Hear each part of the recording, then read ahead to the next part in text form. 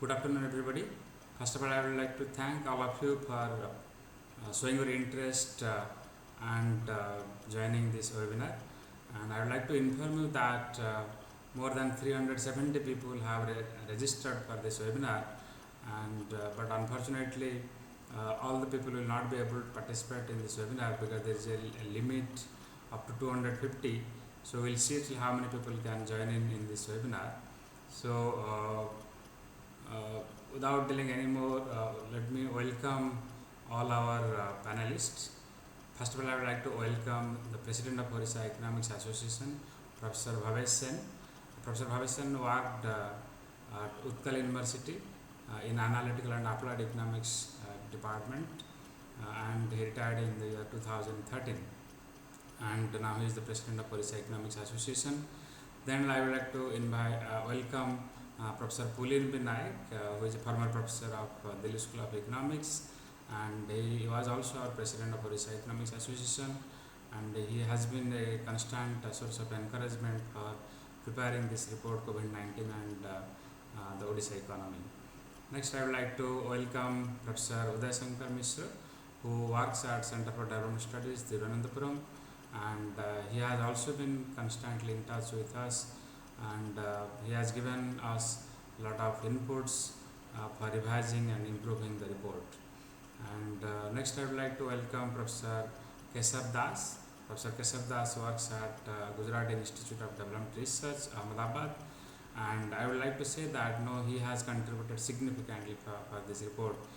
We have worked late night, and then even at 2 o'clock we have shared the drafts, and then he has taken very keen interest and very nitty-gritty of things he has taken care, and then that's how this report has come up. So I would like to thank and welcome Professor Keshav Das, and I would like to welcome Professor Mithali Chinara, who is the head of Department Analytical and Applied Economics at Utkal University, and she is also a lead author of this report, and she has also contributed significantly for this report. So with this, I welcome all our panelists and also all the participants who have already logged in, and then without delaying anymore, first what we'll do is that we'll invite our president of the Economics Association, Professor Bhavesh Sen, to give his welcome remark. But before that, let me just give a background to this report, like how we prepared this report.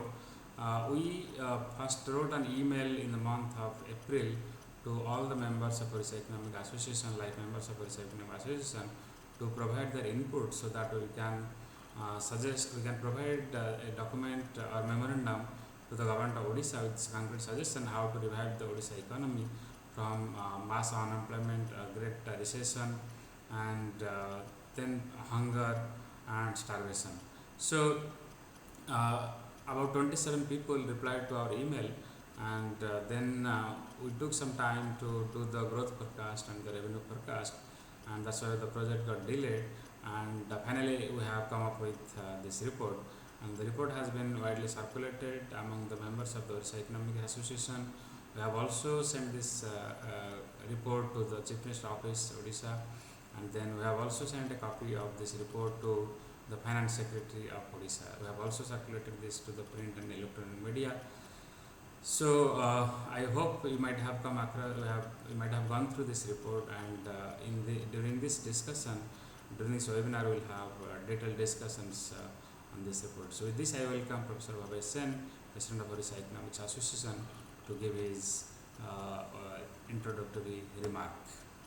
Contraction in the GDP in the year 2021. Millions of people around the world are losing jobs due to shutdown of factories and business. This has given rise to many social problems as well.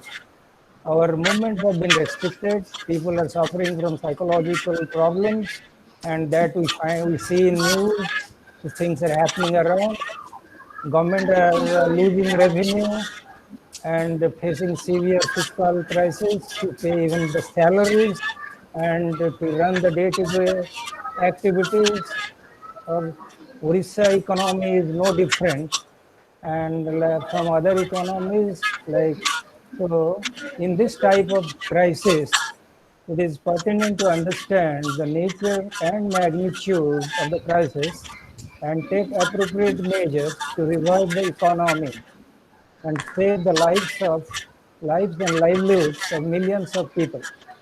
In this context, I commend the commitment of Orissa Economic Association, members of the association, for coming together to analyze the economic consequences of COVID-19 on the economy of Orissa and provide constructive suggestions for reviving the state economy, which has been put in the form of a report. As Amarendra has already given you the details about that, and the title of the report is COVID-19 and the Economy of Odisha, Challenges and the Way Forward.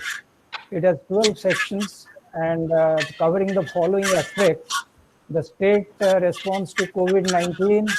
That's the first one. Then impact of COVID-19 on state's growth during 2021. Policy response that should be adopted by the state government.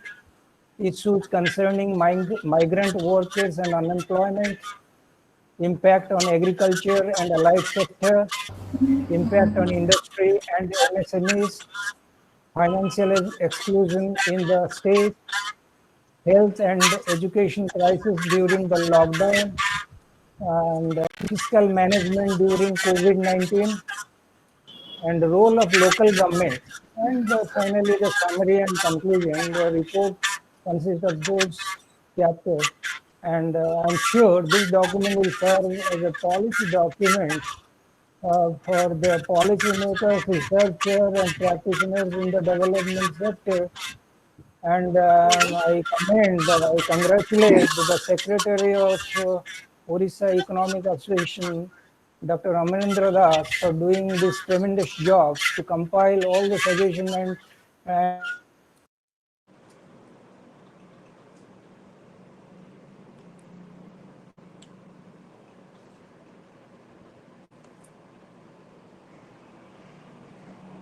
Hello, what happened to the voice sound?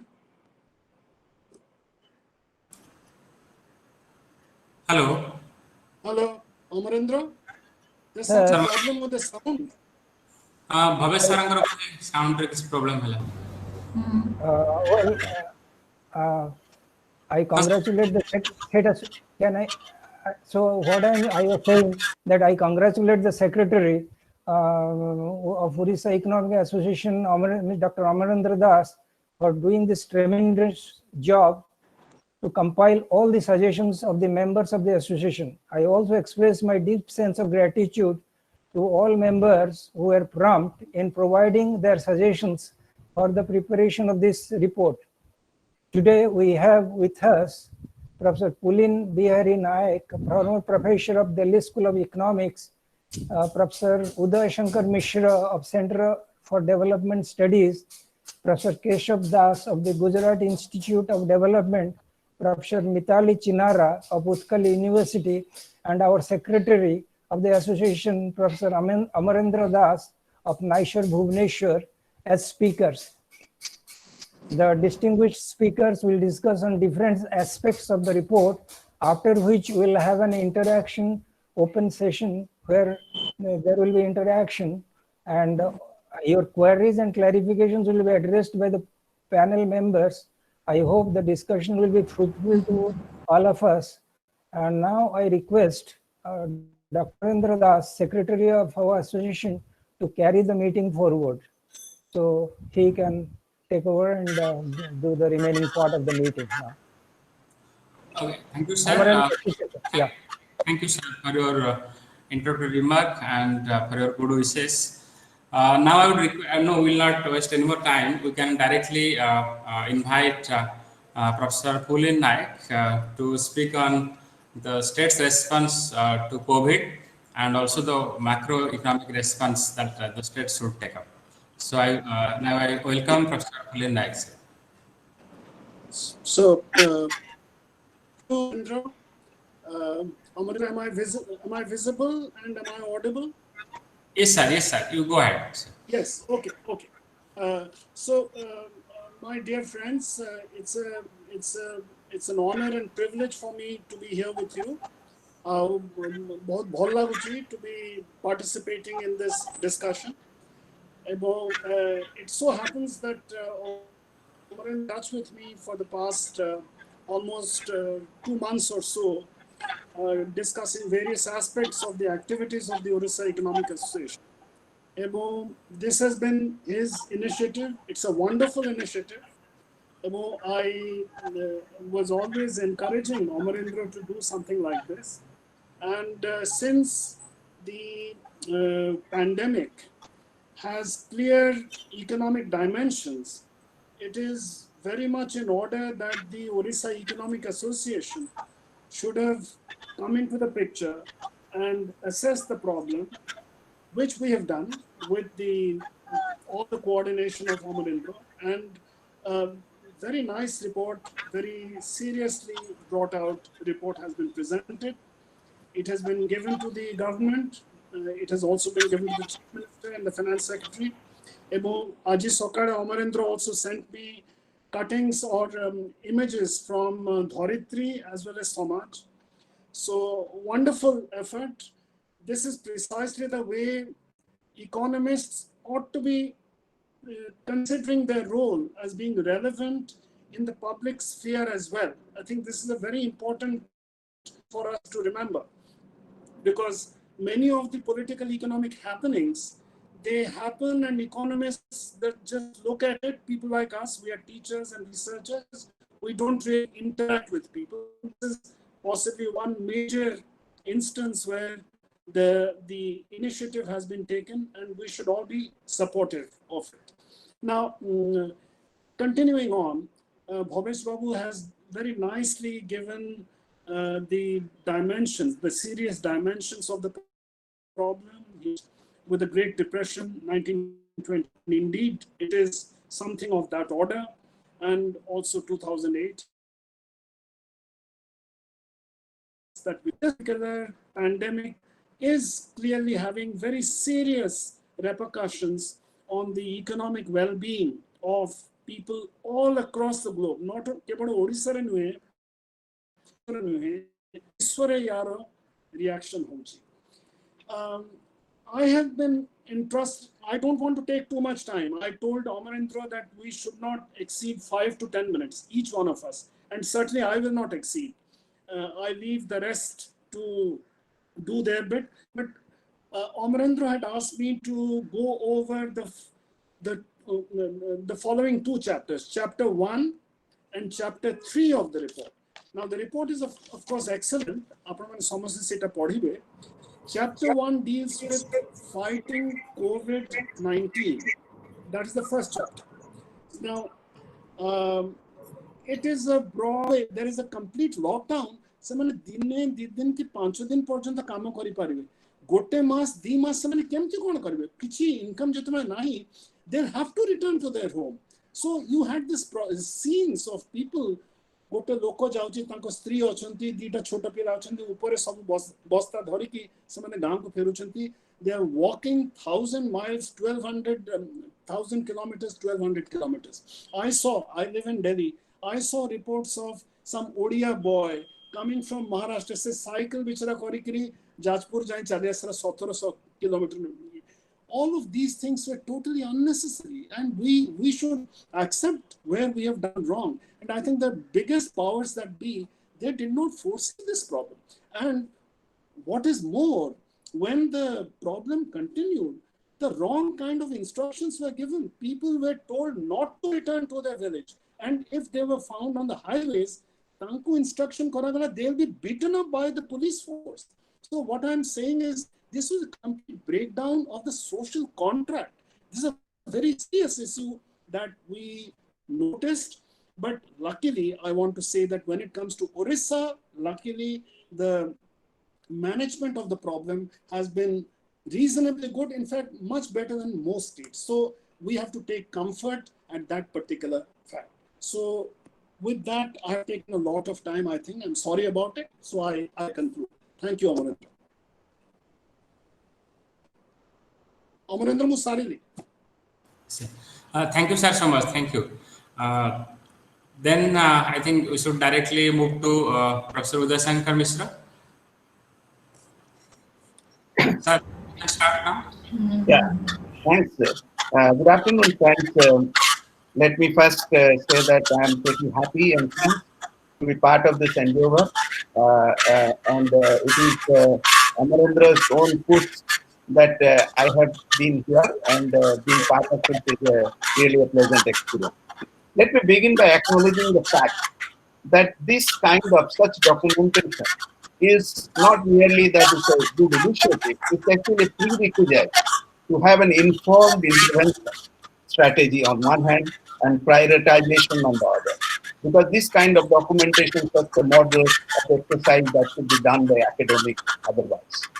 COVID undoubtedly poses an unprecedented crisis, which is a challenge, but it's always true that unless there is a threat or a crisis, we hardly recognize the shortcomings that is there, and therefore challenges have to be turned into opportunities, and this has to be seen in that light. In this opening remark of mine, I would put this pandemic impact beyond its threat component to life and livelihood, in terms of saying that actually this pandemic served towards equating the unequal, making the imagined the virtual, and the hidden or the unspoken the explicit. Why I say so is because of the fact that this pandemic equating the unequal means actually there were unequals in this part of in human race. This pandemic made it open that you have to be equal in many ways, because I'm unable to believe that what is the lack of statistics that prevails with regard to planning anything in this regard. Not only merely the migrant workers who moved to the state back because of the lockdown, it is also complete, it is an unaccountable mass, which we don't know the number. The numbers are actually guesstimates provided by everybody. The government also becomes very conservative in this front to give details about who came, who are the people, what are their skills, and what are their capacities. Now, in this regard, there is one possible proposition that has been made in the report is about the tourism sector, promotion of the tourism sector. In fact, I would like to say that being engaged with a student's work of mine, actually I was trying to examine the tourism potential in the state of Odisha. The state of Odisha has a very, very good potential for tourism sector, but this potential requires auditing. This potential requires improvement of infrastructure, and tourism sector has an externality of employment of variety of kind. It is actually linked to a whole host of other sectors. For instance, you talk about transport, you talk about hotels, you talk about restaurants, you talk about materials of entertainment. Everywhere tourism can be linked, and tourism sector promotion therefore has been a very wise suggestion in this report to be focusing for the state. I would like to also highlight the role of local government institution here. The local government institution and the state has definitely played a reasonably appreciable role in this juncture at this current instance. However, in terms of the attempt to rebuilding Odisha economy, my suggestion, as well as the report also indicates, is that there is a very much urgent need for resource mapping in the state. Because state's resource mapping can be facilitated pretty adequately by the local self-government institutions, and they can give a greater detailed audit of natural, physical, infrastructural, and human resource, including livestock. This resource mapping actually becomes a very, very important prerequisite, an important basis for designing interventions of economic activities, as well as planning and designing programs for better economic progress. In sum, I would say that evidence-based policy making should be emphasized more and more through penetration of fresh evidence, and most of it is relating to natural resource and human capital. Overlooking the information base available about the people, their count and characteristics, will often misfire the adopted strategies that do not fit well for the time and space. Thank you very much for patient listening. Thank you. Yes, Amarendra. Thank you, sir. I think Amarendra has some technical problem. So I thank Professor Uday Shankar Mishra for his deliberations. And now I think it's time that we listen from Professor Keshav Das. Requesting Keshav sir to kindly put forth his views. Professor Keshav Das, Gujarat Institute of Development Research.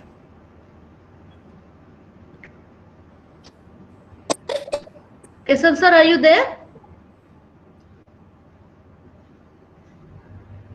Professor Kesav Das. Yes, yes. Yes, sir. Now, Yes, am I sir. audible? Yes, Yeah, sir. You are Okay, audible, sorry. visible, sir. Please go ahead. Okay. Thank you, Mitali ma'am, and also thanks to all other stakeholders, if I may call them, and many of them actually the previous speakers, Professor Nayak, Professor Sen, and Professor Mishra. I think they have really spoken very well so far.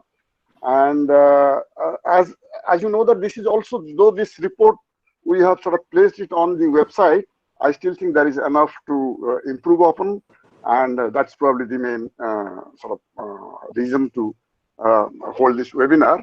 And I'm also thankful to the Odisha Economic Association for this very, very significant effort made, and particularly Amarendra, who took a lot of special care to ensure that this happens. So I'm asked to very quickly to talk about two crucial sectors, or which is sort of covered in chapter 6, that is on industry and MSMEs, and chapter 7 on the banking sector. So I should not claim myself to be an expert in the subject, but I think there have been a lot of suggestions for both these sectors. So I'll try very, very quickly and briefly maybe point out. So let me start with the industry and the MSME sector. And when we are talking about industries sector, we know that this is about 35 to 40% of the GSDP, the gross state domestic product, has been accounted for by this sector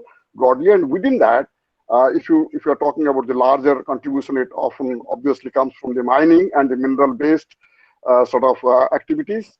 So once you should take that out once you take out the large industries part, you can really see, and the large industry also has been growingly capital intensive. So that is not exactly the sector where you'll be looking forward to in terms of creating more jobs, and particularly for people who have not been having jobs within the state, and those who actually came back from other states, leaving their jobs and income back there. So this is where I think the role of MSMEs, the micro, small, and medium enterprises, come in. And before I sort of proceed to say anything on this MSME sector, which has been the buzzword in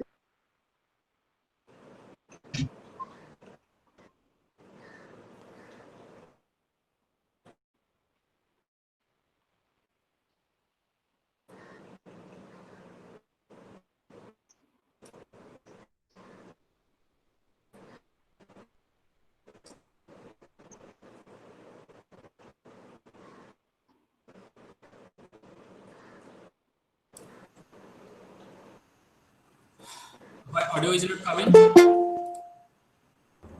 Yes, yes, it's coming.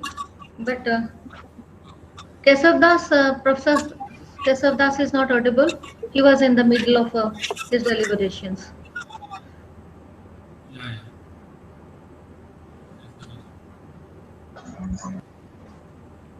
Kesav sir.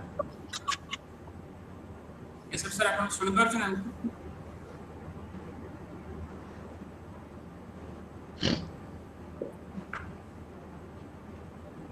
Kesav sir has logged out.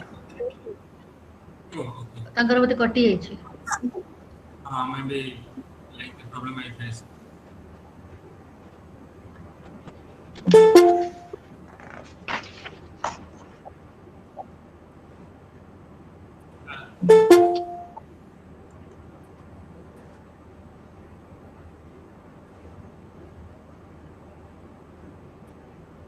Mister sir ମୁଁ ଅଧାରୁ ଶୁଣି ପାରିଲି, ମୋର sir line ପଳେଇଗଲା ଏଠି।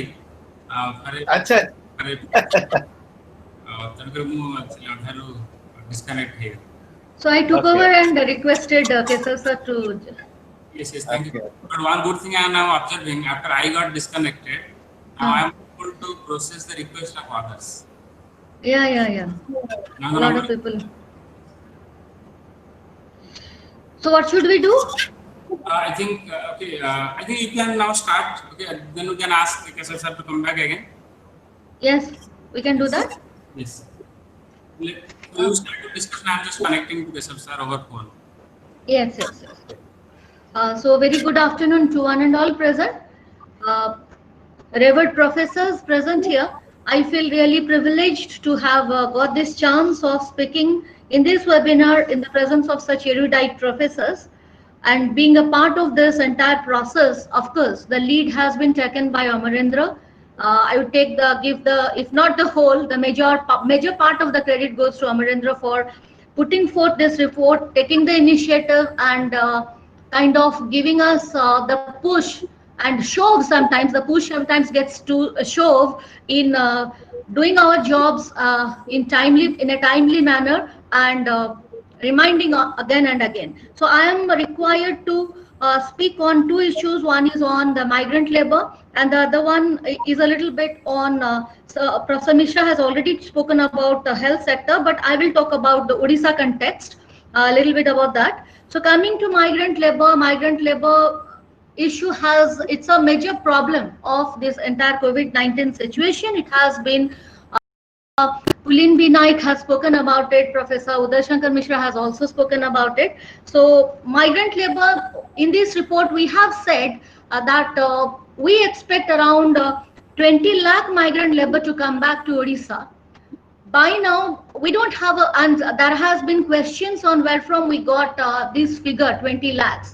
Of course, there is no official. The problem is that we have, one of our suggestions has been that the government should be more forthcoming, more transparent in sharing of the information. And there is no information till the registration. The government started the website registration for the migrant laborers to come in, but after it crossed somewhere on 5 lakhs mark, the numbers were never been published or never been made public. So this number 20 lakhs it's an educated guess, I would say, from different sources. If it is not correct, then it is on the part of the stakeholders to say that this is not 20 lakhs, this is less or more. So already 3 lakhs of people have come down.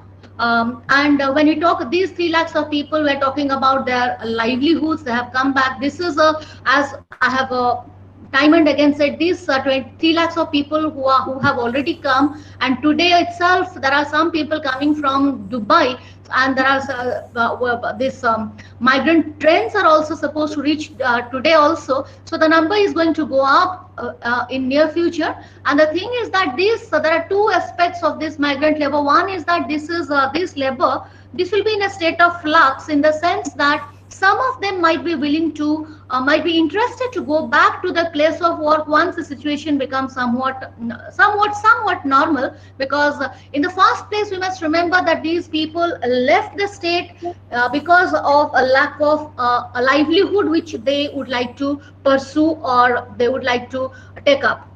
So some of them might go back, some of them might stay here. We cannot make a proper, we cannot be sure, but the fact remains that for the time being, government has said, the mandates of employment in NREGA has been, they have said that we want to enhance it to 10 lakh mandates. How far they can do it is questionable, but this is one of the ways. And the report we have suggested that we should, as has been pointed out, there should be resource mapping, and the government should also have a skill mapping. In fact, the government has already started an app which is referred to as the Mo Sahaya, which has been developed by some professors, corporate professionals, and so on and so forth, where the migrant labor has to register themselves, tell what is their skill, how is their experience, and the place of preference for work, and this will lead to their subsequent placement. They're trying to place the workers, because as the farms are going to start,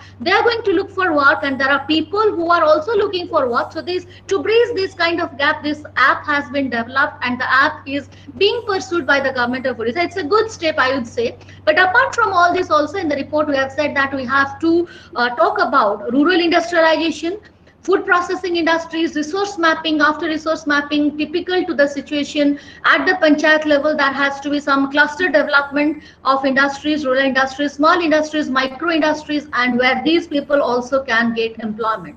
So this problem is going to chase us for a long time, but this is correct. And while we there are a lot of people, there is a lot of resentment, kind of a negative feeling that these migrant laborers who are coming back, they are and the incidence of disease is going up. But we should remember what has been their contribution to at the place of where they were working, and what has been their contribution to the place that their source in terms of their remittances.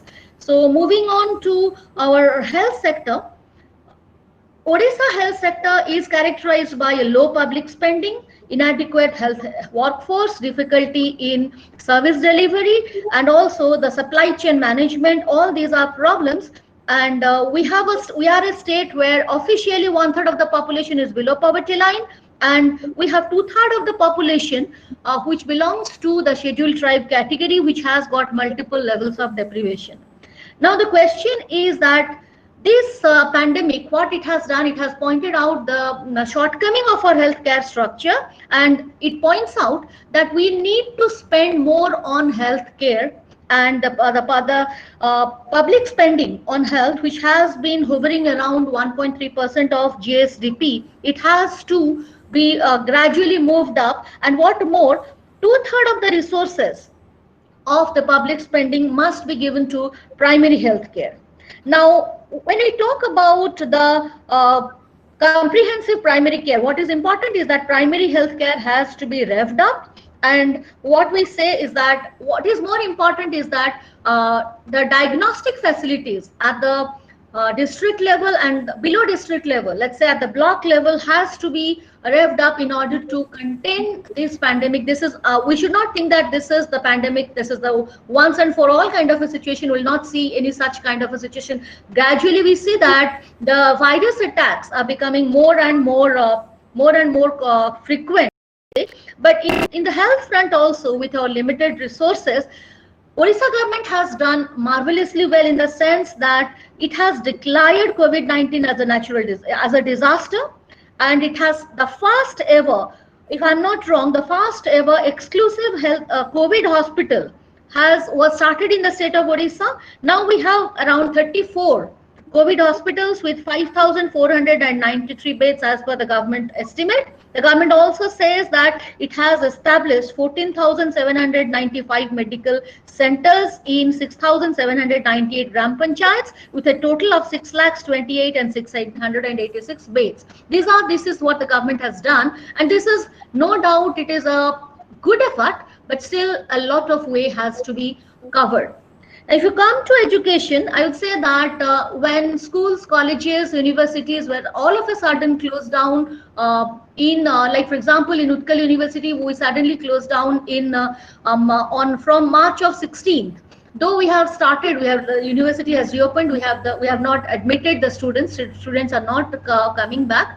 So many schools, colleges, as well as universities, we tried to continue. Of course, we tried to continue and maintain the losses in the teaching learning process with online teaching and on. But I would say that this online teaching has been some kind of an emergency, kind of managing the emergency instead of a planned manner. So what is required is that we have to rev up our capacity, increase our capacity in delivering the courses online, so that we are in a better position in future to tackle with such situations. Now, if you look at the digital penetration and the availability of your different kinds of instruments, let's say a smartphone or a laptop kind of thing, this is our students, especially in a state university like ours, the students who come from varied socioeconomic backgrounds, that is 23% of the students come from the scheduled tribe category. So this already what exists is what is referred to as a digital divide, and let this digital divide not be transformed into an educational divide, a learning divide. So for that, government has to take some positive steps. We have said that we can start the online courses through television channels or through radio networking, because radio networking is more accessible to the nooks and corners of the state. And what is important that the teachers, what they're doing, there has to be, we have in Government of Odisha, we have a program which is called Odisha Higher Education Program for Excellence and Equity.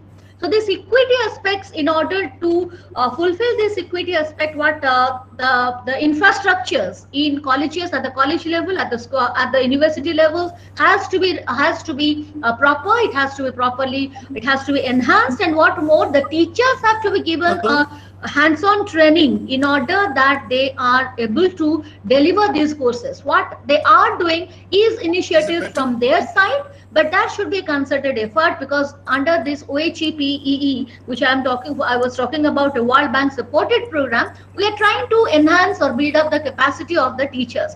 Now, building up the capacity, not only now, previously it was in the subject, in the faculty they were engaged in, we're talking about training them, giving them training on those areas. But now what is the situation has called, what it calls for is that they have to be trained in order to deliver the contents on an online basis. And infrastructure investment is a must, and that is immediately. And of course, in a long run manner, the teaching education expenditure has to go up. Education, I don't think education as a sector is taken much seriously in many of the governments. It has to be taken more seriously, because if you're talking about growth and development, education is a must. Education we cannot say that we'll neglect education today and we'll have growth, and this growth can be sustained. So education and healthcare spending, public involvement, public spending in healthcare, in social sector has to go up, and that is what this current pandemic has brought us, has rubbed it in the current situation. So let the takeaway from this pandemic is more greater public involvement in the social sectors. Thank you, Amarendra. Amarendra, I'm through. You can now invite Kesav sir. I think Kesav sir got interrupted maybe because of power supply or internet connectivity issues. So now he's back. Sir, I think I should continue. Okay, I do not know where exactly I become inaudible, but let me just very quickly mention that when you are talking about the MSME sector in Odisha, this is something like 97% of the units belong to the micro or what are known as the micro enterprises, and of which 92% of the MSMEs they have investment less than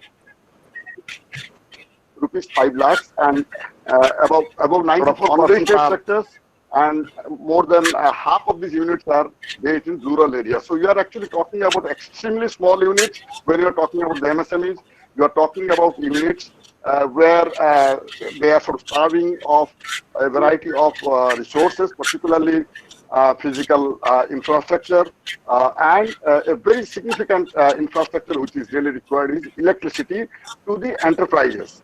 I think these are sort of like what are known as the provision of the real service. I think that is something which really needs to be focused very much now. And these are also the enterprises in the non-farm sector which have been suffering from what we may call as the pre-existing vulnerabilities. These are also the units which include the craft-based and the artisan-based enterprises in the rural areas or the small towns.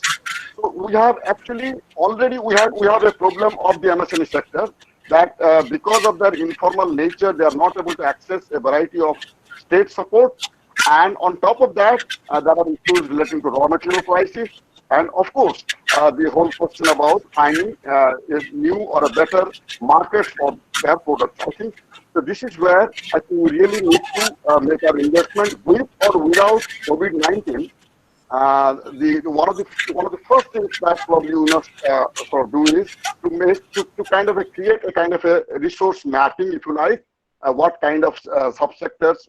There is no data. The most recent MSME census was held in 2006-07, and that is the sector that we are making so much of noise about. We have no information, and the only time ever we have information on the craft sector in India, which includes Odisha, of course, was done in 95-96. So what is that we are talking about when we have no information about this sector, how many people, what kind of products, what kind of markets they access, whether they access finance.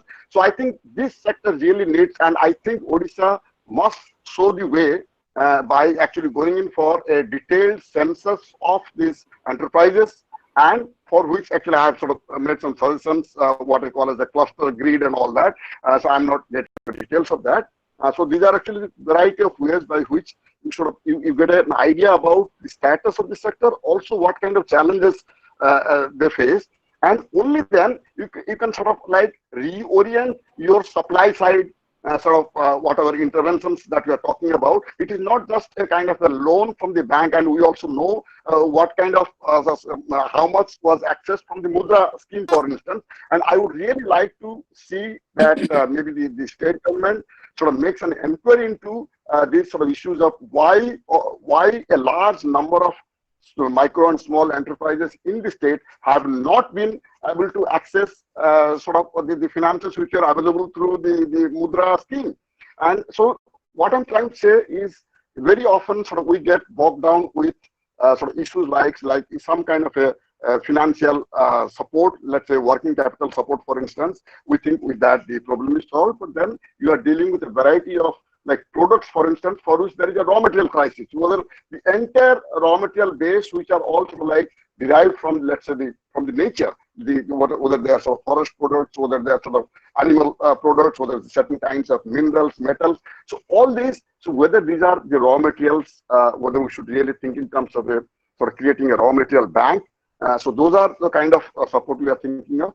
And the other thing relates to the workers. I mean, what kind of skilling program we have. So I think we really need to make a very serious rethink on this MSME sector, irrespective of only talking about that. I mean, of course, for some of the smaller and the medium enterprises, there have been the state government, we have made a request for making a kind of a subvention on the interest, let's say between 1 to 3% of the GST, and completely take off the GST burden from the micro enterprises. Those are the suggestions which have been already made in the report. And the database is what I think one of the key suggestions that we have made.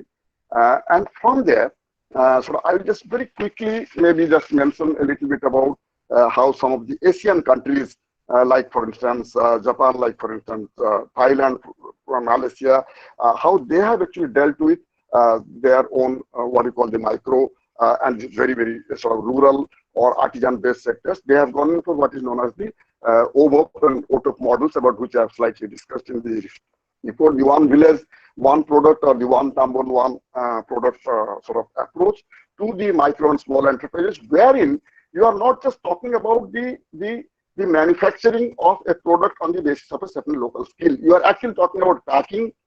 You are actually talking about linking to the markets. You are actually talking about what kind of technology support is available across the globe and how that can be leveraged.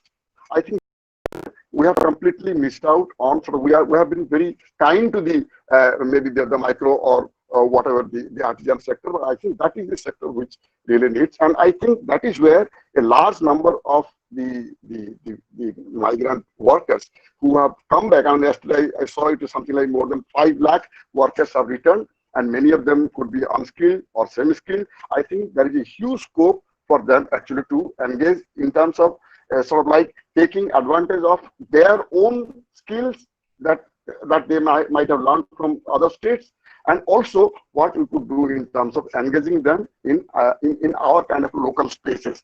And that is where let me use some kind of a new idea about this, how to promote this micro and small enterprises. Particularly, I call it endogenous transformation of space, not place. So you really have to take a much larger view in terms of investing in infrastructure, in electricity, in skill building, and all that that has to be based on a certain kind of a dynamic database. So that is partly what has been suggested in this. And there has been also a suggestion that maybe we can think in terms of providing opportunities for those investments. I'm not talking about the MSMEs now. I'm talking about the relatively larger investments in industry, those which can be engaged in what are known as the special economic zones, or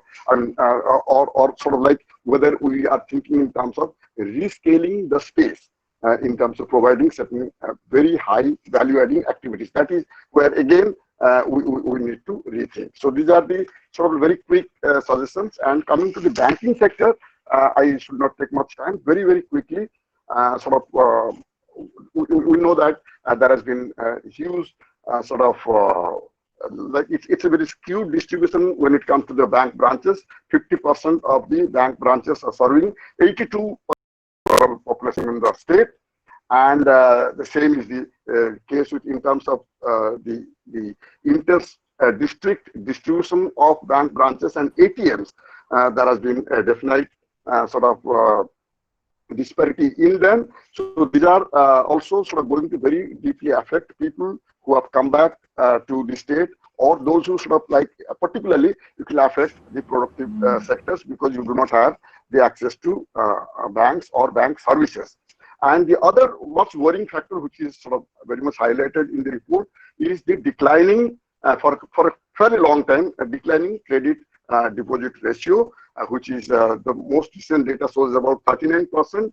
So this is actually kind of a ratio which suggests that how the deposits are being actually utilized, or sort of like lent for a productive use. That simply shows that maybe the banking sector also needs a special relook, because despite a certain deposit, there is a certain reluctance of the bankers maybe, or the banking or the institutional system maybe, to actually reuse in terms of like providing a loan. So, and you cannot say that there is no demand for finance or financial services.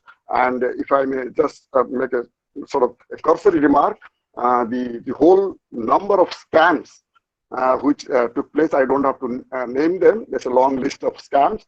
So that simply suggests that the formal banking system somewhere I should not say failed, but somewhere lacked that commitment by which it actually sort of prompted the local people to get into all kinds of shady financial services. So there is definitely demand, but I think the formal banking system has to rise up to the occasion, and that would help both the life of the banking system per se, and also how to sort of energize the productive sectors in which maybe many of these local people can be engaged. And last very small point, which sort of cuts across both the MSMEs and the banking sector, relates to the very specific emphasis on the health of the people, and that whether it's a small enterprise, whether it's a rural area, whether they are working in a bank or in a factory, I think the health services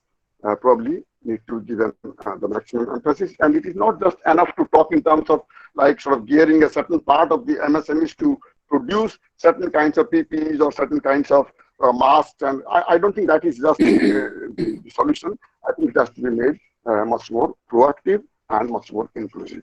So with that, I think I will stop here. Thank you, Amarendra. Okay, thank you, sir, for a very comprehensive presentation on the and for the participants, you can go through the report. You find in every section we have a lot of suggestions, and most of the suggestions are quite practical, including every sector, social sector like Mittal Ma'am proposed, for the tourism sector that Mr. Sir was discussing. We have a lot of suggestions in the report. So I request all of you to kindly go through the report.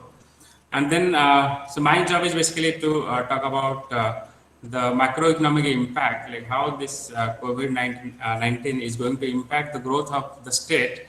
And you will find that in many media reports, different agencies have given different growth rates for the country or for the global growth rate. For example, IMF, before the third phase lockdown, had given the forecast that India would achieve 1.9% growth. Similarly, Fitch rating gave 0.8% growth. ADB gave 4% growth. Rangarajan and Srivastava gave 4.4. Goldman Sachs -5. Moody's 0.2. Similarly, there are many other agencies who have given different numbers. And Reserve Bank of India, in the latest monetary policy announcement, for the first time announced that the growth rate is going to be negative. So in that context, we have also done some exercise for Odisha's GSDP, and then what we have assumed is that that in the first quarter that is starting from April, May and June, 3 months, now we see that most of the time has gone in lockdown. So the contraction in the output in the first quarter is going to be huge, and except agriculture and mining industry, most of the sectors will be badly affected. So in the past quarter, we assume that the contraction will be to the extent of 75%. That means the capacity utilization in the first quarter is going to be 70%, except agriculture and mining industry, and service sector. Within service sector, we have public administration, that is also going to be less affected.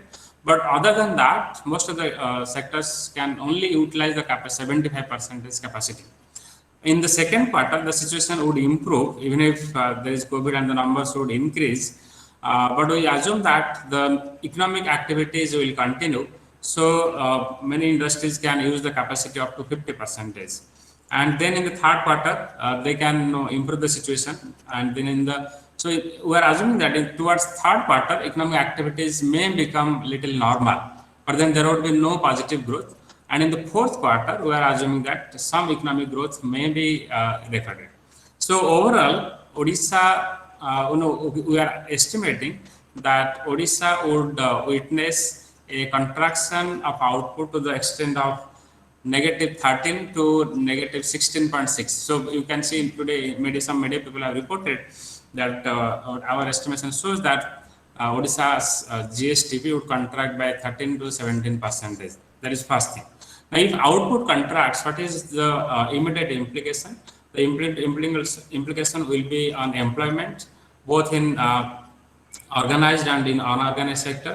Because in the unorganized sector, definitely the people will be retrenched, and even in the organized sector, except the government sector, the private sector, organized sector is going to be affected, because now the salary has been cut by almost 50%. So that is going to affect the income of the people, and that's how the demand will also be affected. So there will be issues in the employment, there will be contraction in the demand, that will again add to the problem. And then there will be a severe implication on the revenue collection. The state government will lose a lot of revenue, because if the income goes down, then the revenue collection goes down. Similarly, if the sales goes down, then the sales tax collection will go down. So you can see that there are reports also on the GST collection, and now the GST collection in the first month, April and May, basically has declined by 70%. The government has got only some 26% of the GST what it got last year. Now, at all India level also, Government of India has announced that they are not going to give any GST compensation to the states, and they are now announcing that this is God's act, and so now they can take the excuse of not paying the GST compensation to the states. So in that context, now states are also going to get less revenue from the center. And for that, we have also looked at the receipt that the state government has received from the Government of India. So if you see that is available also in the Finance Department website. Overall, the transfer has increased. But if you see the transfer under the heading of share taxes, because the union government transfers money to the states as per the recommendation of the Finance Commission. So under that heading, we see there is a 7% fall in the revenue transfer from the center to the state. So we assume that this trend is going to continue in the coming months. And so keeping those assumptions in our estimation, we have done some forecast for the revenue collection of the state. So now the finance minister had presented a budget, size was 1,50,000 crore.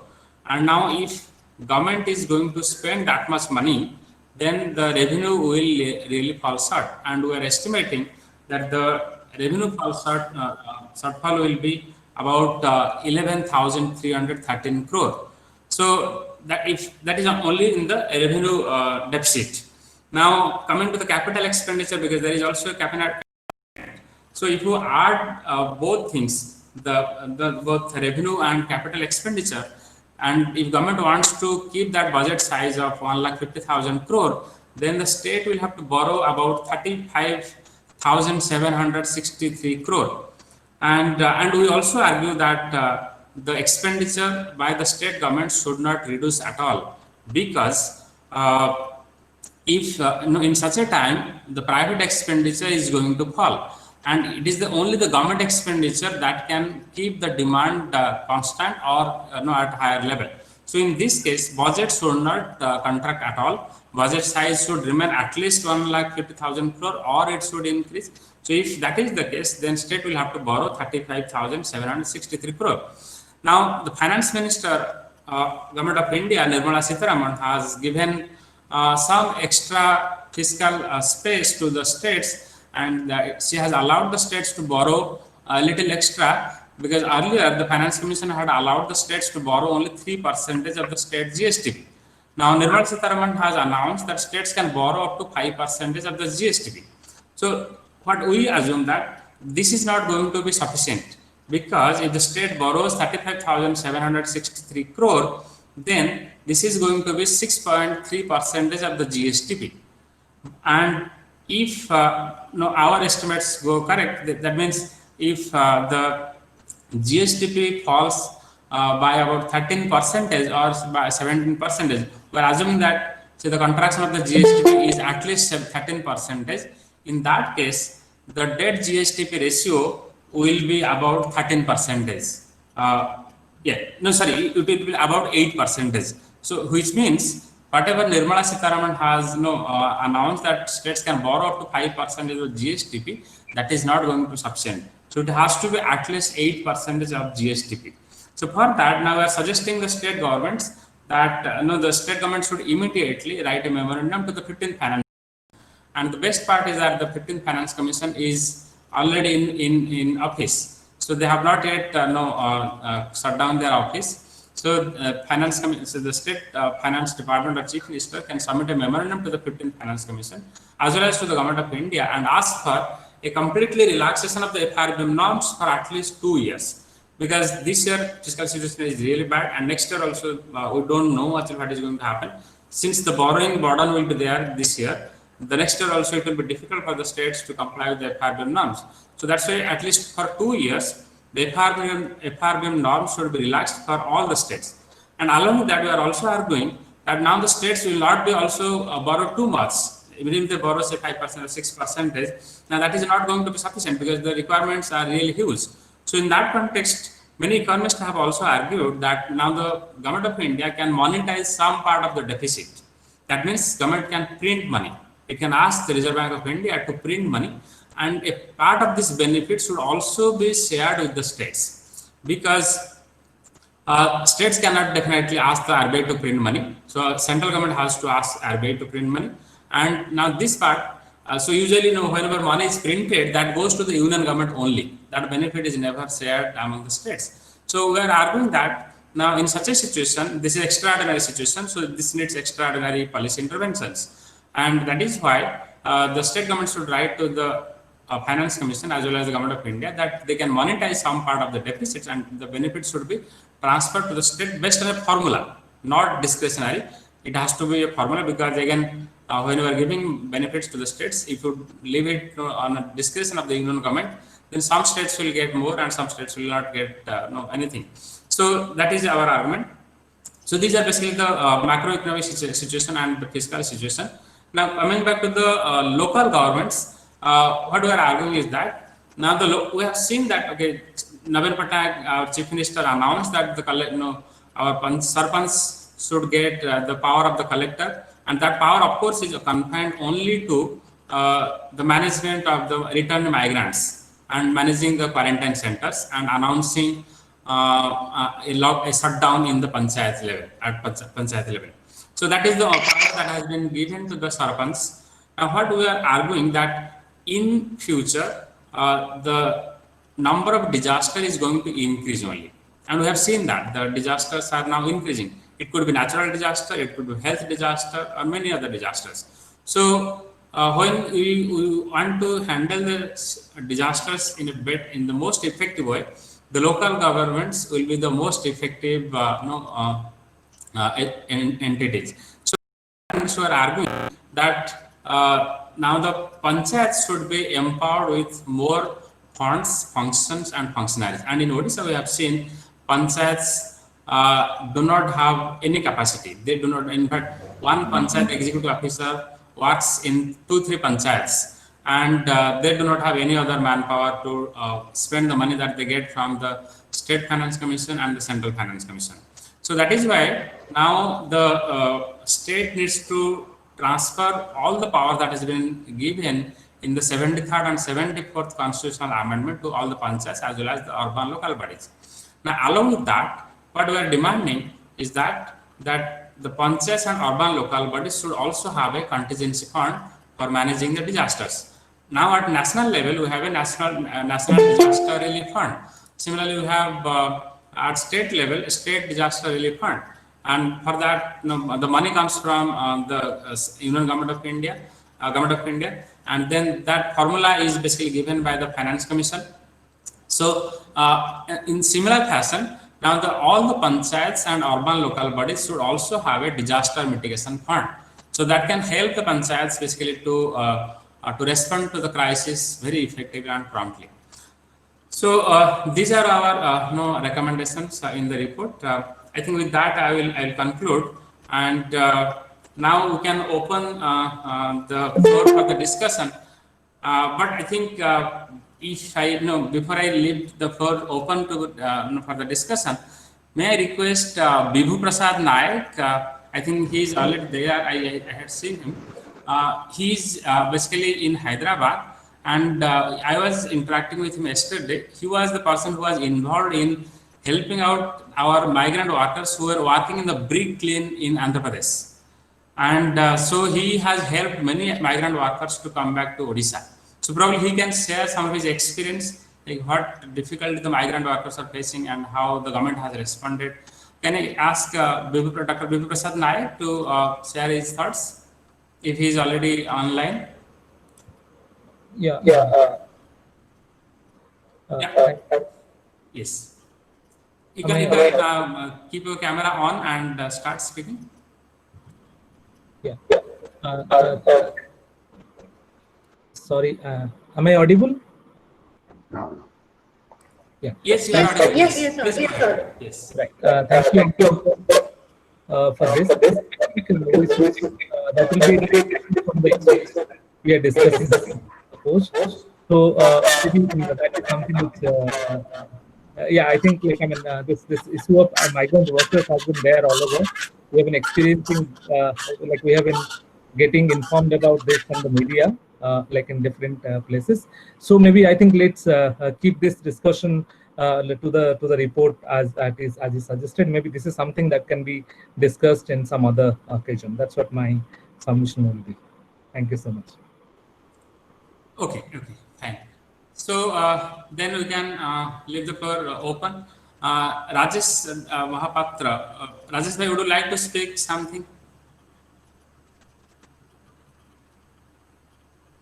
Dr. Rajesh Mahapatra. Rajesh bhai, are you there in our group? He was there.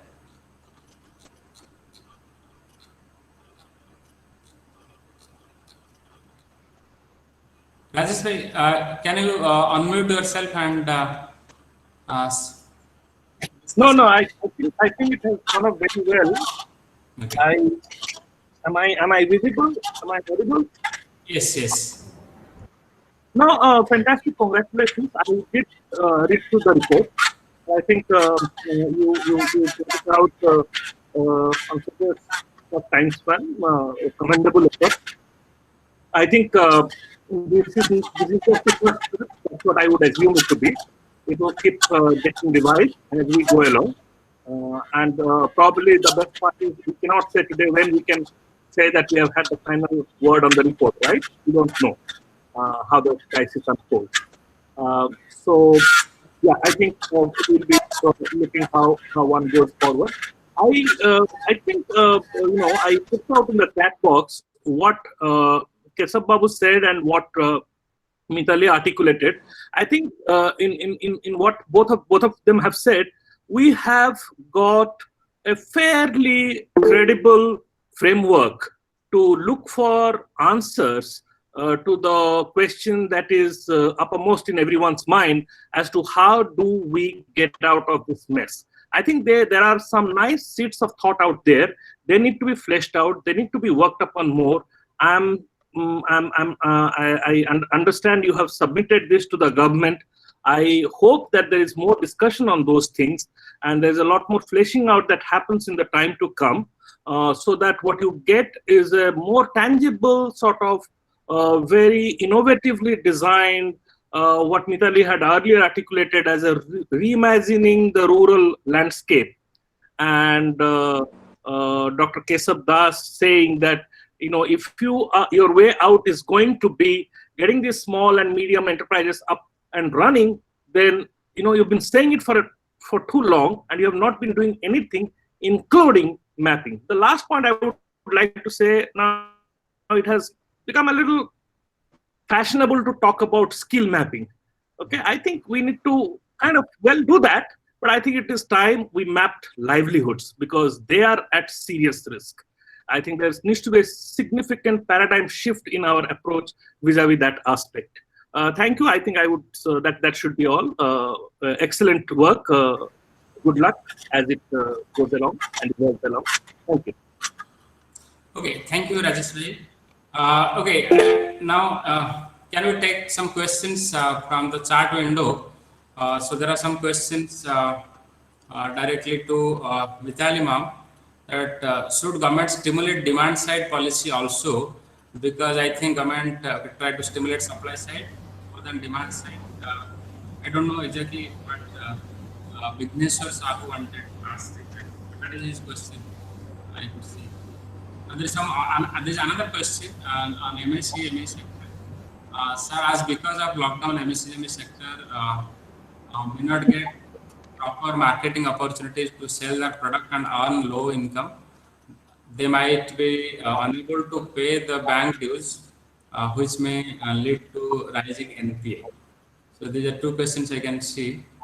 And somebody is also asking a question to me, like what could be the next step of the government? That we have written very well in the report, but I will respond at the end.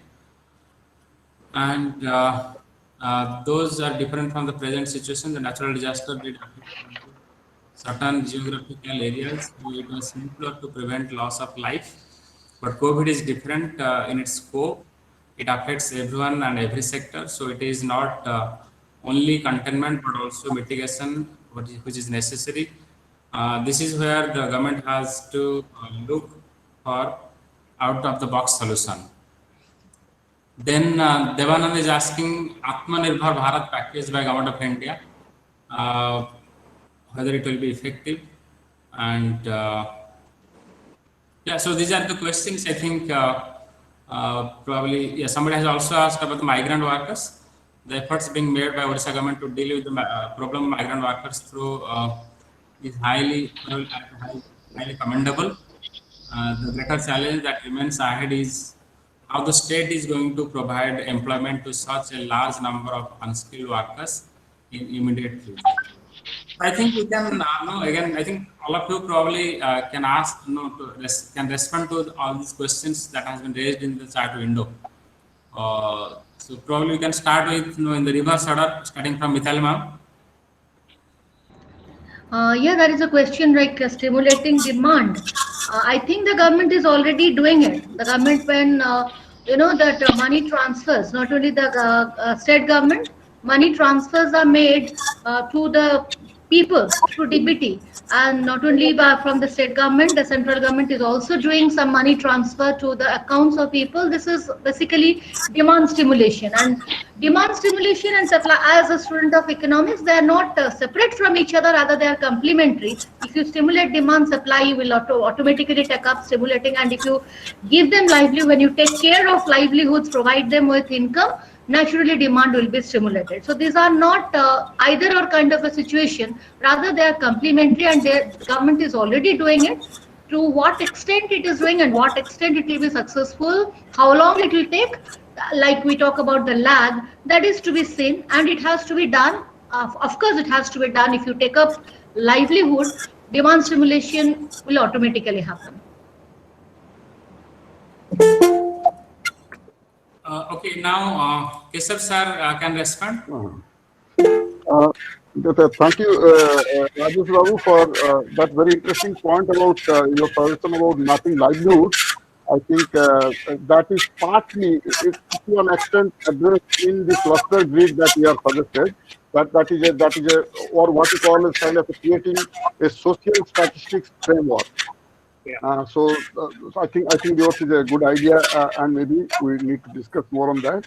And as regards the other question relating to all the crisis that is being faced by the micro and small enterprises, particularly the marketing, in fact everything. I think it is the production, it is the distribution of goods, the marketing channels, the supply chain.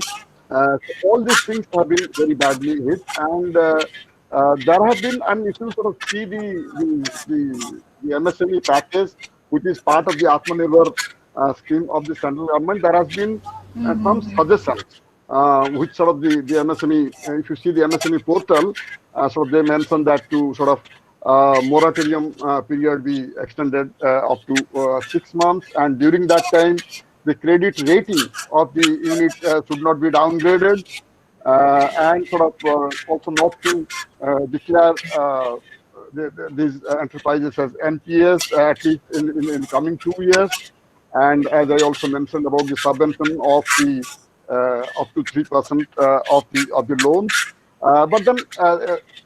Till now, these things we have no information about this. Like for instance, we do not have much information about how what is the impact of Mudra loans, for instance, and some estimate shows about maybe 11 to 14%, despite having what is called the Aadhaar, Udyog Aadhaar. Despite that, the informal enterprises have not been taking advantage of that. And the government, we really need to see that data as to actually how many units, which areas, which sectors. I think unless that data is there, we will not be able to say very much. But I think the government is definitely thinking maybe more kindly in terms of reducing certain kinds of fixed costs, particularly electricity, and maybe helping in certain rentals. And also there has been a major request whether they could actually pay a part of the wages during the lockdown period. But as we have seen in the media, several reports that we also know that most of these enterprises have not paid or not willing to pay, or maybe they do not have the capacity to pay the workers. So that is the other issue which we must also add to the agenda. So I think those are the larger issues, and maybe the state government can sort of chip in and make a stronger sort of case with the central government that these funds, which they have announced through the so-called Atmanirbhar scheme, so how much has come to Odisha, and whether particularly the micro and small enterprises, whether they have benefited or not, in what manner. I think that is what we need to know, and only then we can comment on these things. Sir, if I may chip in, there is another question, though it is directed to me, but I think you are more right person to answer. The Priyadarshini Pradhan wants to know about the cluster development, about how to go about the cluster development during this period of pandemic. Professor Keshav Das, please. No, actually, I had shared a small paper maybe sometime back in the Odisha Economic Assessment. So that is one small thing. But I think it's very difficult to create clusters. I do not want to take a full session on clusters here, but I just want to suggest that there are, like, if you are talking about certain kinds of so-called low-end clusters, that means which are actually sort of disadvantaged by for access to certain kinds of higher up markets. I think that is where we need a lot of innovative interventions, as I mentioned about the one village, one product idea, or the one town, one product idea, for instance. So these are actually clusters which are sort of promoted by the state, but then there are large number of non-state stakeholders, sort of like who have also joined in, and they are seeing unless you sort of see the production as a business proposition, don't see a kind of a small enterprise person or a micro enterprise person as a poor person and having a little business here and there. You have to really think what kind of, and one of the major things is how to link the enterprise with the market. So unless there is a demand for the product, so even if you have a cluster, nothing is going to happen. So I think that is where some of the interventions, like what we call as the real services, or what are known as the generic cluster level services, like provision of roads, for instance, provision of electricity, having access to water. So these are some of these basic things which sort of have to be provided as enterprises. Only then the cluster actually can proceed. But then maybe there is not much time here, but I can share some of my writings. And definitely some of these states, like for instance Gujarat, I have done a large amount of study, for instance in the ceramic sector. So they have done so very well that they are now the second largest producer of ceramic tiles in the world, and they have challenged even China. So that has happened because of a symbiotic effort made both the industry associations, which is the agency of the cluster, and the local state, in terms of providing gas, for instance, providing roads, and also helping in exporting their material. So unless we think in terms of accessing newer levels of markets and also providing certain kinds of real services, that is certain kinds of infrastructure, no cluster is going to develop. And most of our ideas about cluster development, we confuse that with a subsector. Actually, the cluster has a space that is a subsector. And so unless we address the problem of the space, not going to do very much in the cluster development. Sorry, I took a little more time. I think now Professor Uday Shankar Mishra can address some questions, and that has come. One is the government of Odisha has announced a number of livelihood promotion activities in agriculture, animal husbandry, fisheries, engineering, etc. But for sustainable development of all these sectors, effective planning should be made considering the local need of the resource. Then there is one question on the poverty. What would be the implication of livelihoods transformation for rural poverty and inequality? I think this would be the best question for Mr. Sir to respond. Yeah. Thank you. Thank you for the whole host of questions coming on rural livelihood and inequality. And in fact, first thing that I want to share, that what would address rural poverty at this juncture is the better offset of the NREGA in this current juncture. So I think there should be government focus on whether that provisioning exists or not. Second thing is that in terms of underemployment in agriculture, because already Odisha's agriculture was having underemployment, this surplus labor which has gone back, it will create an underemployment in agriculture. And that will lead to the kind of distress which is basically the unskilled labor force which will face it. And given this situation, I think the direct benefit transfer or money transfer to the people who have gone back, keeping in with the wages that they were receiving, and further to it, in terms of poverty alleviation, already the Odisha's record in poverty alleviation post NREGA has been somewhat significant in terms of statistics available.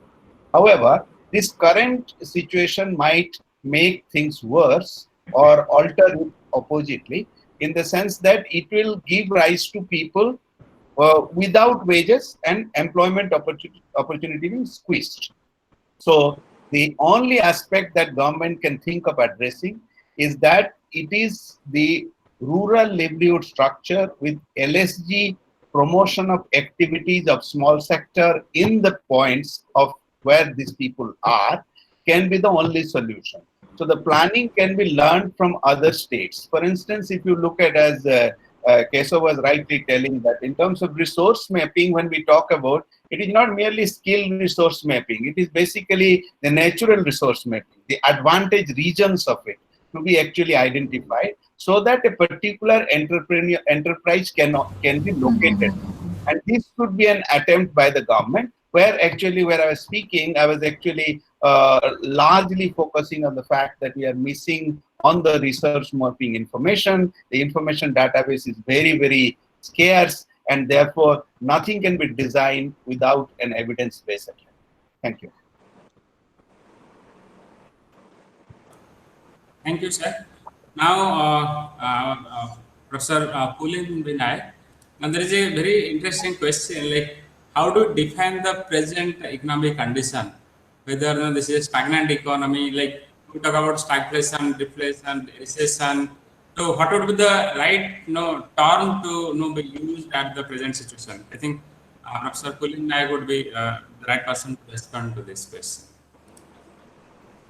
Kulin sir, would you please respond? Yes. Yes, sir. There is a question like how do we define the present economic crisis? Like what would be the right word? Like whether recession, depression, or we are going through a stagnant economy, depleted economy. One person has asked this question. So how do we Okay. define present context? In my understanding, it would not be the kind of depression in the manner that the world witnessed in the year 1929. That was an exceptionally severe situation, 1929. So the impact of that continued till about 1934. So there was the Wall Street crash in October 1929. And after that, there was a sort of series of problems that the US economy faced, companies having lack of demand, principally lack of demand, that to the UK economy, and it had its impact on the German and the French economies, etc. But principally, the US and UK were affected in a very severe way. And in the UK, there were parts of UK where the unemployment rate had reached as much as 60%. 60% in the northern part of UK, that was the unemployment rate. Of course, the average unemployment percentage was something of the order of about 25 to 30%. But that's a very high rate of unemployment. Likewise, in the US, the average was in the range of about 25%, but there were regional variations. Some parts having unemployment as much as about 40%. Now, I would say that in the Indian context, it would not be something of the nature of the Great Depression, but certainly it's a big, major decline of economic activity. No question about it, no doubt about it. Now,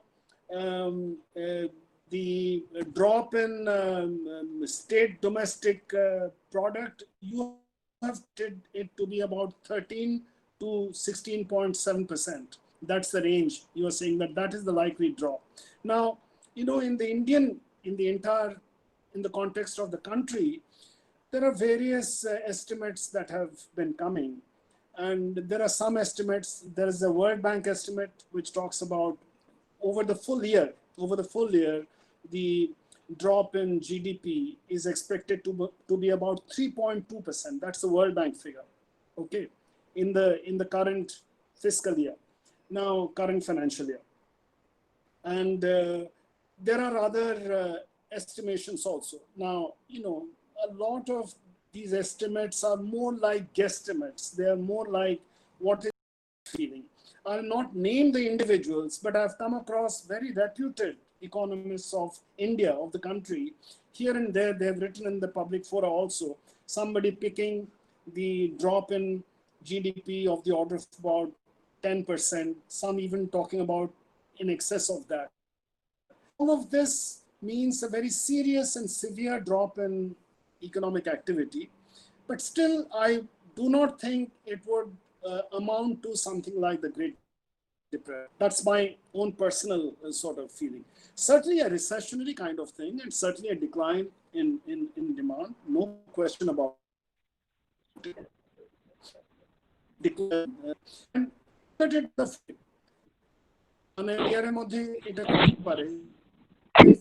the recent last 2 to 3 months, possibly agriculture is the only sector both negative impact. Now, but agriculture, the country accounts for about 13%, 14%. That is agriculture. About the government administration, that is also more or less intact.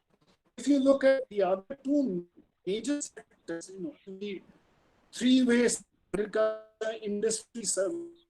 Agriculture alone, if you look at industry and services, well, there's been a very good impact.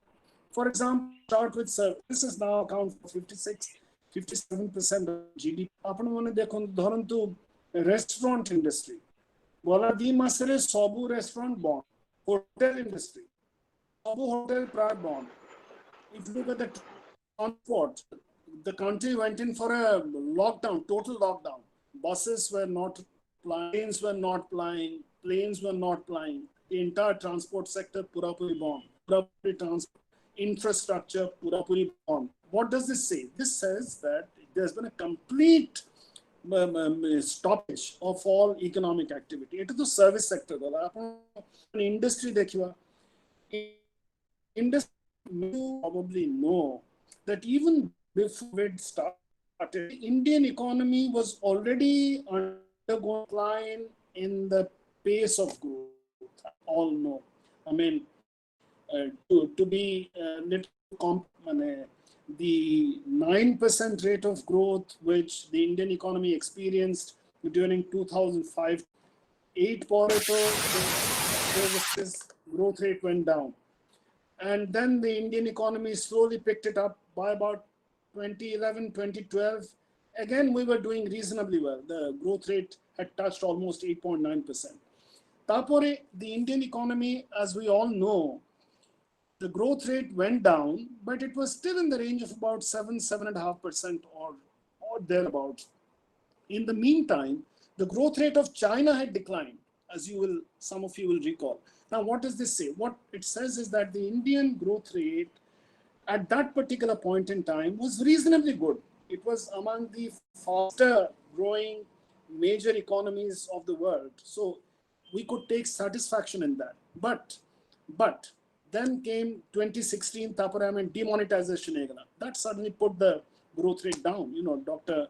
Manmohan Singh said that this would affect the GDP growth rate by about 1.5 to 2 percentage points. So yeah, we all know. And just before the COVID, the Indian economy was growing somewhere around 5% or say 4.5%, something like 4 point. That was a very low level of growth by our own standards. So I would say that yes, a very serious decline in the GDP rate of growth. In fact, a decline. In fact, but whether it's of the order of the Great Depression, I don't think so. I don't think so.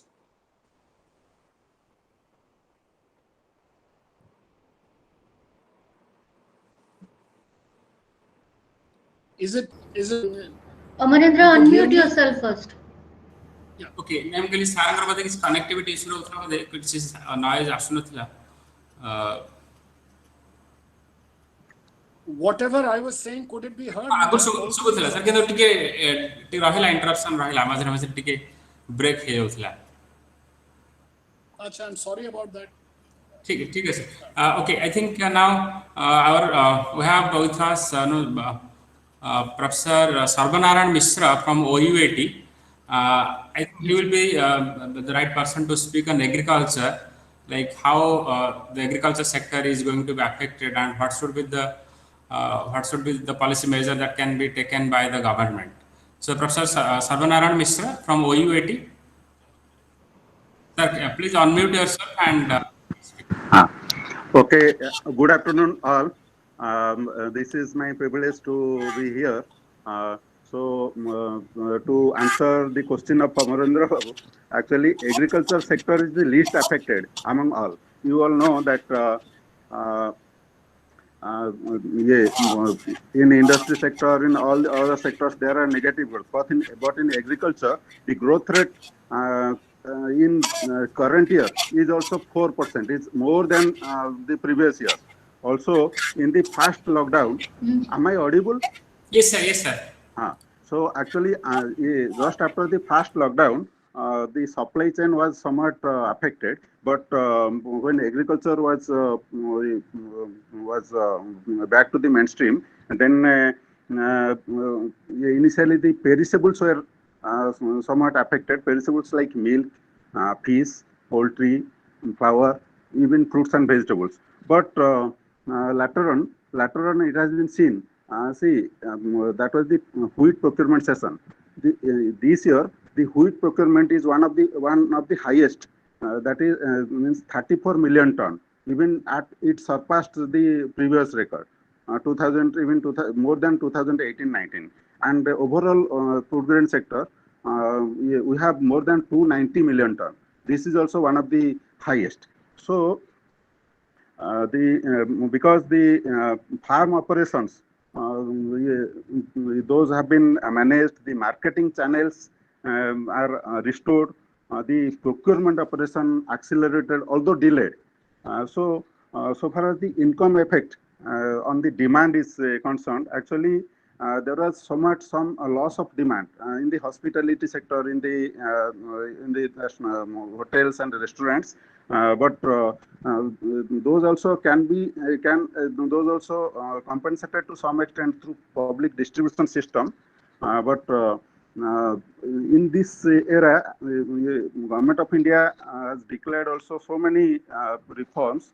The most important is that Atmanirbhar Yojana, where the one of the largest chunk comes in the agriculture sector. That is the declaration of some provisioning of some 1 lakh crore for agriculture sector. Some 8 divisions, 8 major divisions, broad divisions, where this that 1 lakh crore is there to be spent in the coming years. But during these lockdowns, there are some new hopes, some new opportunities also. These opportunities, like actually there are new startups. That means the digitization of agriculture. That means the smoothening of the supply chain. That means you see in the urban areas, the farmers are now able to sell their vegetables by forming WhatsApp group of some 250 customers.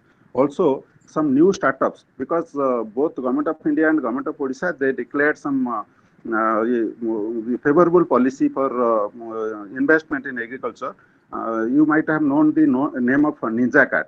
NinjaCart in Bangalore has broken all records. They are now successful, just arranging, or they could bring the fresh fruits and vegetables from 20,000 villages, 20,000 clusters, and that is a B2B, business to business type of organization. So from that 20,000 clusters, they are able to sell the fruits and vegetables to 60,000 retailers across 7 cities. So on daily basis, around 15 lakhs ton of fresh fruits and vegetables they are now able to sell. So following in that lines, both Odisha government, in Odisha also there are so many new startups are now coming up, and to support all these startups, 3 major reforms have been recently noticed. You might have noticed that Government of India has also declared that reforms like that, removing the Food Products from Essential Commodity Act. By lifting the food products, that means the suppliers, they can now store. So all the food products, like even onion, also even some of the major food products, there are barriers in investments in storage, cold storage, and other sectors. So that is a major plus point for the agriculture investors. Also, the contract farming, that act has been amended. Also, the fruits and vegetables, the traders now able to, these farmers now able to sell to many vendors. That means that Agriculture Market Produce Committee Act, APMC Act, has been also amended. So these 3 major reforms, both on Government of India, both Government of India and also Government of Odisha, they amended all these 3 major reforms, and also there are some new opportunities also. out of this lockdown. So overall, I can say that agriculture is a sector where we can have more hope. They can accommodate more of our migrant laborers to them, because till yesterday I could know that around 6 lakhs of our migrant labor, they have we already come to Odisha. But another major reform we expect near future, that is the Land Leasing Act. So, if because that is on the card for government of Odisha also, if that Land Leasing Act will also be simplified, then these migrant laborers they can cultivate some of the piece of the land, and they can have a very means a decent living. By doing cultivation, which is now profit oriented also. So on my in my opinion, I think this is agriculture is a major is a sector where we have lot of hope.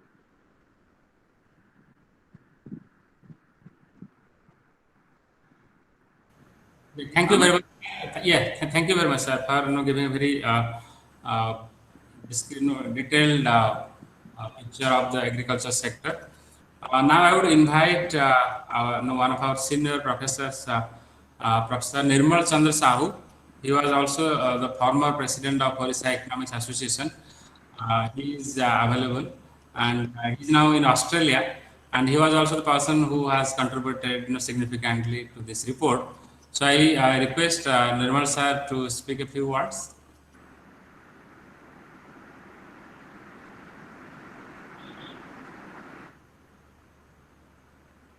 Sir, yeah, sir, can you connect?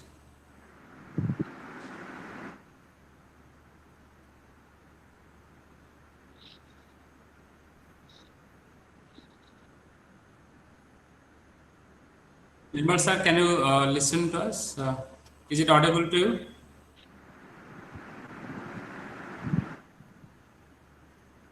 Sir, you have to unmute yourself and speak.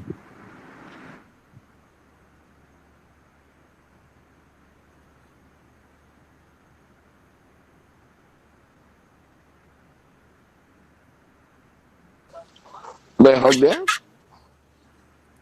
Am I heard there? Yes, sir. Am I Yes, audible? yes, Am sir. I audible?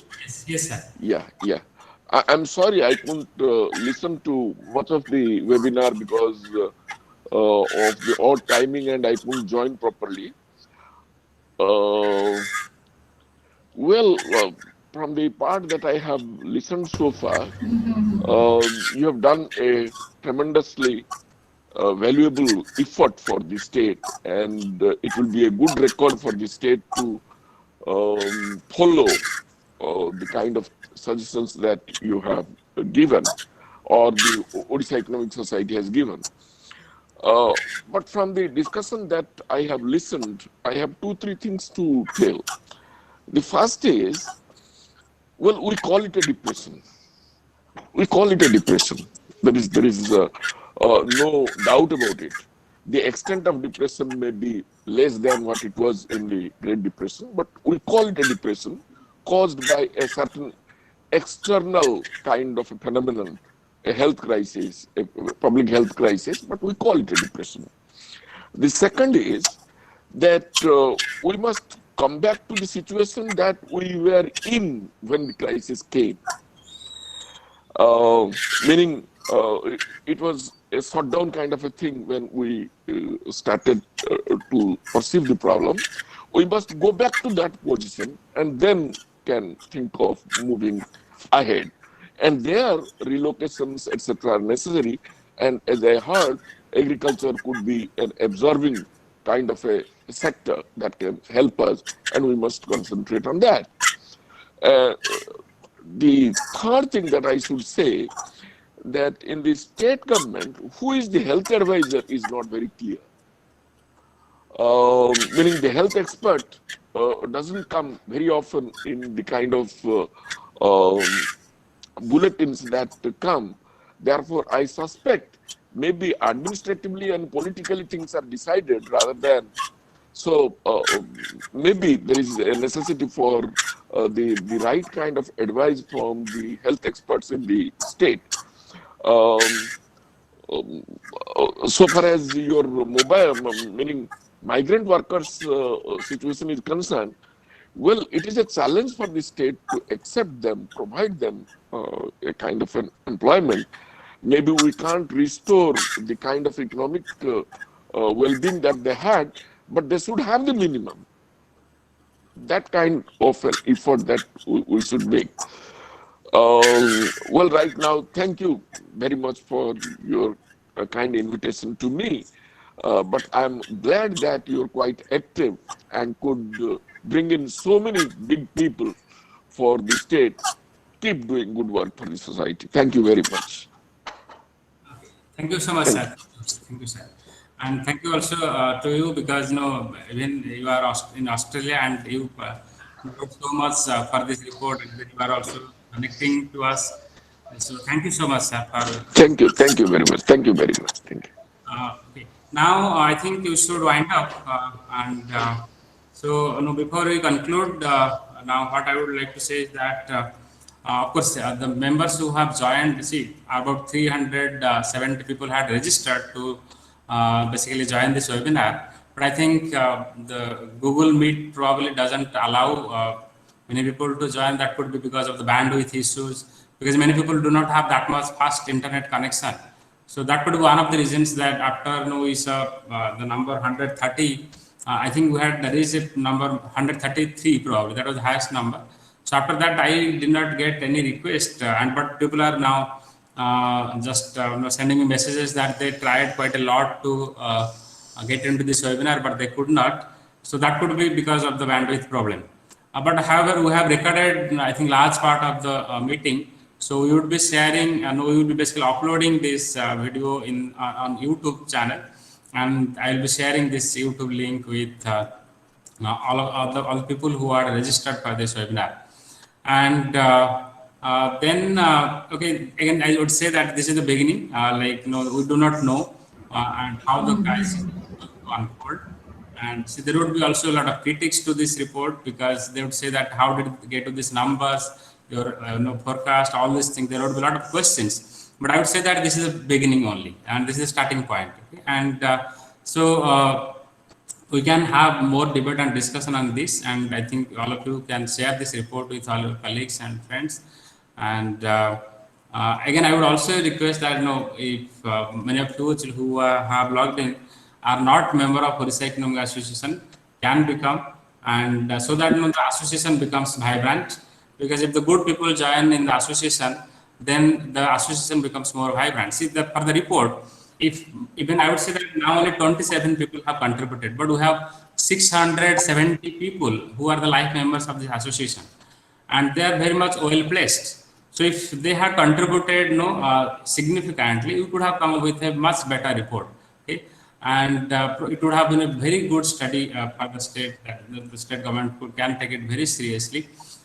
So anyway, whatever it may be. Okay, Rajesh bhai, yeah, please tell. I see a lot of questions on what will be the pandemic impact on food security hunger.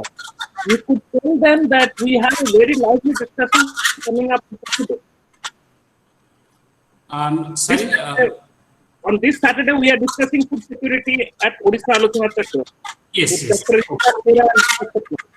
there are lots of questions on food security. Yes.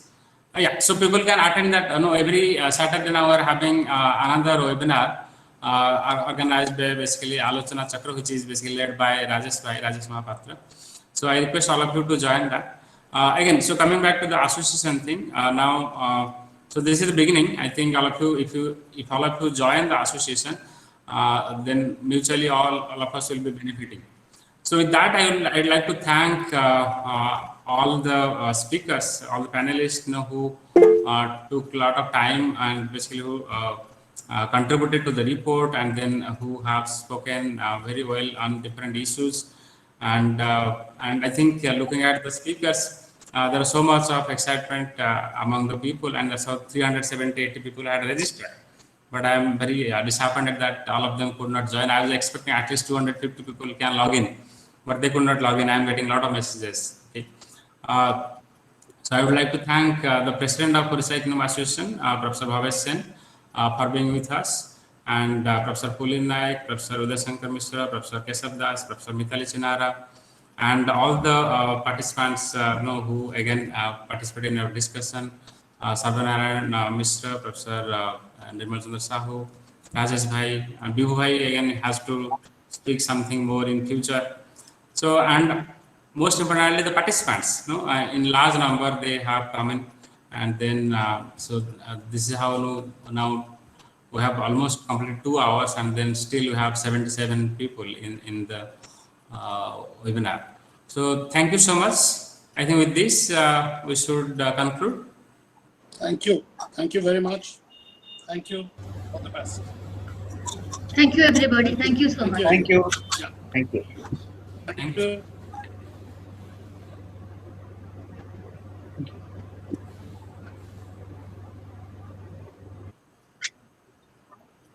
Dr. Amarendra Das, am I audible to you? Dr. Amma Mohanty. So where can we get the report of the year report? Which report? That report that you have prepared, so that we can go to that. Okay, it is available on our website. You just go to Orissa Economic Association website, orissaea.in, and Okay. in that website we have a COVID-19 tab. So you just click on that. You will. Okay, thank you. Yeah. Okay.